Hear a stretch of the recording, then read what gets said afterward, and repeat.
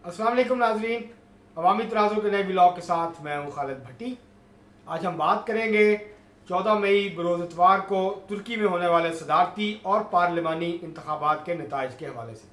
इससे पहले कि हम अपने मौजू की तरफ बढ़ें, आपसे गुजारिश है कि अगर आपने हमारा चैनल अवामी तराज़ अभी तक सब्सक्राइब नहीं किया तो उसको सब्सक्राइब कर लें। आपको व्लॉग पसंद आए तो इसको शेयर भी करें, लाइक भी करें और मुहज़्ज़ब अंदाज से अपनी राय का इजहार भी करें। अब हम बढ़ते हैं अपने मौजू की तरफ। 14 मई बरोज़ इतवार तुर्की में सदारती और पार्लिमानी इंतखाबात मुनक्किद हुए। इस बात की तवक्को ज़ाहिर की जा रही थी और जो सर्वेज और ओपिनियन पोल्स आ रहे थे उसमें ये नज़र आ रहा था कि इस बात का तयन करना बहुत मुश्किल है, ये प्रेडिक्शन करना बहुत मुश्किल है कि कौन इलेक्शन जीतेगा। और एक कड़े और एक करीबी मुकाबले की जो है वो तवक्को की जा रही थी। और तवक्कुआत के मुताबिक जब इब्तदाई नताइज आए तो जो अपोजिशन के उम्मीदवार थे उनको मामूली बरतरी हासिल रही शुरू में, लेकिन फिर जैसे जैसे नताइज आते गए सदर तैयब एर्दोआन जो हैं उनकी जो लीड थी उसके अंदर इजाफा होता गया और बिल आखिर जब तमाम जो गिनती है वो मुकम्मल हो गई तो उस गिनती के मुताबिक सदर तैयब एर्दोआन ने 49.49% वोट हासिल किए और वो पहले नंबर पे आए, जबकि अपोजिशन के जो उम्मीदवार थे 6 पार्टियों के कमाल उगलो वो 44.79% वोटों के साथ दूसरे नंबर पे आए। क्योंकि कोई भी उम्मीदवार 50% या इससे ज़्यादा वोट नहीं ले सका तो इसलिए अब ये जो मुकाबला है ये अब दूसरे राउंड में जाएगा। दूसरे राउंड में इन दोनों के दरमियान मुकाबला होगा और तवक्को ये की जा रही है कि 28 मई को जो दूसरा राउंड का मुकाबला होगा सदारती इंतखाब का, उसमें इम्कानात बढ़ गए हैं सदर एर्दोआन के दोबारा मुंतखब होने के। क्योंकि ये लग रहा था ऐसे और ये तवक्को की जा रही थी कि क्योंकि तुर्की में महंगाई रूज पे है, 45.3% के करीब इस वक्त जो है वो महंगाई की शरह है, जो पिछले माह 50% थी, जिसमें कमी आ रही है लेकिन अभी भी बहुत ज़्यादा है। पाकिस्तान में 36% है। आप अंदाज़ा लगा सकते हैं कि तुर्की में पाकिस्तान से इस वक्त ज़्यादा महंगाई है। इसी तरह जो तबाहकुन ज़ल्ज़ला आया था उसके बाद जो मसाइल लोगों को सामना करना पड़ा है, जिन जिन इलाकों में ज़ल्ज़ला आया था उसकी वजह से भी तवक्को की जा रही थी कि महंगाई बढ़ने की वजह से, तबाहकुन ज़ल्ज़ले के असरात की वजह से और जो ओवरऑल मईशत की सूरत हाल है उसकी वजह से सदर तैयब एर्दोआन जो हैं वो अब उतने मकबूल नहीं रहे जितने वो पहले थे। और इंतखाबी नताइज से ये बात तो जाहिर हुई कि उनकी मकबूलियत कम हुई है, लेकिन इतनी कम नहीं हुई है कि वो इंतखाब हार जाते। और अब ये गालिब इम्कान यही है कि दूसरे राउंड में अगरचे करीबी मुकाबला होगा लेकिन अब इम्कानात नज़र आते हैं कि शायद वो ये सदारती इंतखाब जीतने में कामयाब हो जाएंगे। अब अगर हम बात करें पार्लिमानी इंतखाबात की तो उसमें जो सदर एर्दोआन का पीपल्स अलाइंस है, उनकी जमात उसके क़यादत में उसने 323 नशिस्तें हासिल कर ली 600 में से पार्लियामेंट की, जो कि 50% से ज़्यादा है। मतलब सिंपल मेजॉरिटी जो है उनके अलाइंस को वो मिल गई।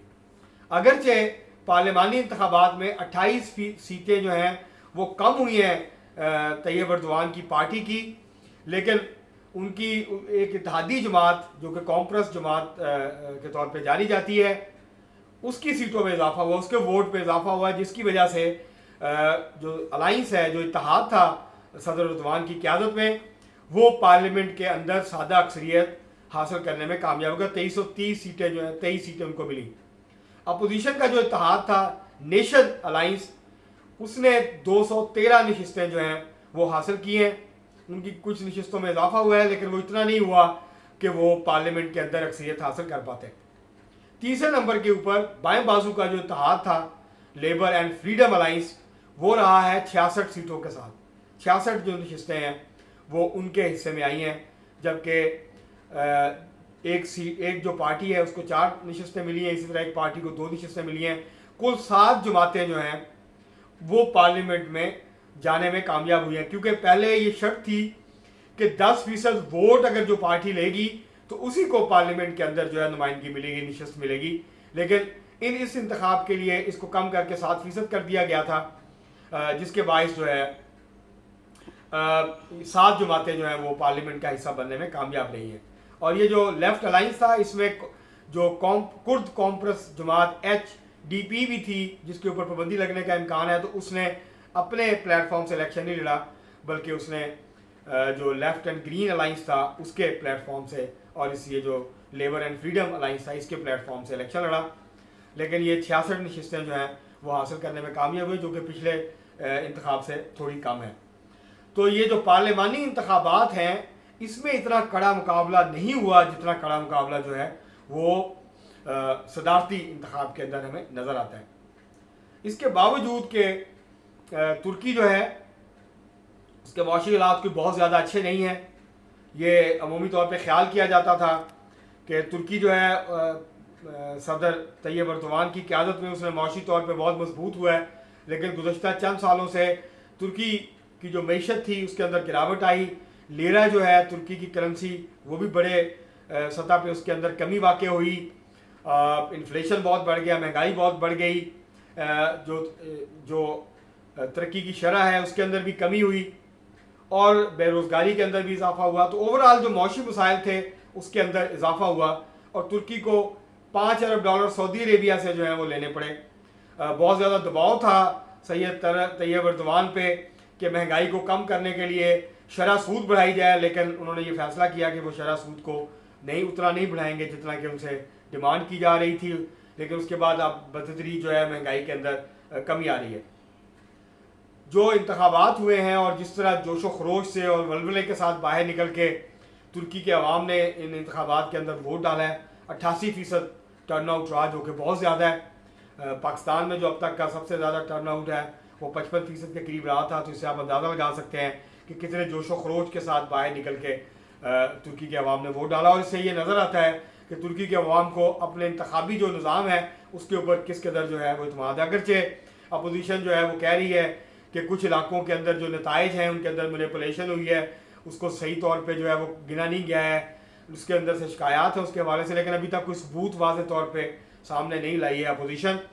اور ان انتخابات کے نتیجے میں ایک بات تو طے ہو گئی ہے کہ ترکی اگر صدر طیب اردوان منتخب ہوتے ہیں دوبارہ سیکنڈ راؤنڈ میں 28 مئی کو، تو ترکی جو ہے وہ اس کا جو جھکاؤ ہے، اس کی جو پالیسی ہے کہ اس نے چین کے ساتھ، سعودی عربیہ کے ساتھ اور روس کے ساتھ قریبی تعلقات رکھنے ہیں، یہ پالیسی جاری رہے گی. اور اگر اپوزیشن کے امیدوار جیتے ہیں تو یہ توقع ہے کہ وہ دوبارہ ترکی کو امریکہ اور یورپ کے قریب لے کے جائیں گے.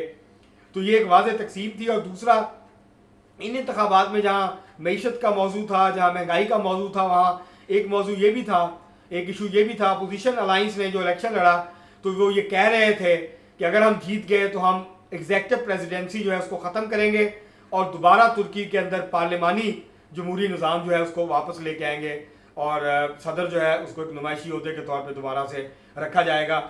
لیکن ترکی پارلیمنٹ کے اندر بھی ان کو اکثریت نہیں ملی، وہ الیکشن ہار گئے، اور صدارتی انتخابات میں وہ دوسرے نمبر پہ آئے. تو اگر طیب اردوان جیت جاتے ہیں تو یہ ہے کہ جو موجودہ ایگزیکٹو پریزیڈنسی ہے وہ جاری رہے گی، بلکہ جو جیو پولیٹیکل سٹرگل ہے اس کے اندر ترکی جو ہے وہ اپنا وزن جو ہے وہ چین کے پلڑے میں ڈالتا ہمیں نظر آئے گا. تو یہ ایک دھچکا ہے. یہ جو نتائج ہیں یہ امریکہ اور یورپ جو ہے اس کے لیے دھچکا ہے، ان کی حامی قوتوں کو شکست ہوئی ہے، جبکہ جو چین اور روس کا جو الائنس ہے اس کے لیے یہ باعث تقویت ہے. کیونکہ اگر طیب اردوان جیتے ہیں اور اگر وہ ہار بھی جاتے ہیں صدارتی انتخاب تو پارلیمنٹ کے اندر جو ہے ان کی پارٹی کی اکثریت جو ہے وہ قائم رہے گی.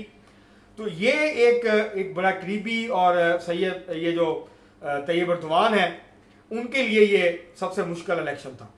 گزشتہ جتنے بھی الیکشن انہوں نے پارلیمانی اور صدارتی لڑے بہت قریبی مقابلہ تھا، لیکن تمام تر مشکلات کے باوجود انہوں نے یہ ثابت کیا کہ وہ اب بھی ترکی کے سب سے مقبول سیاسی رہنما ہیں.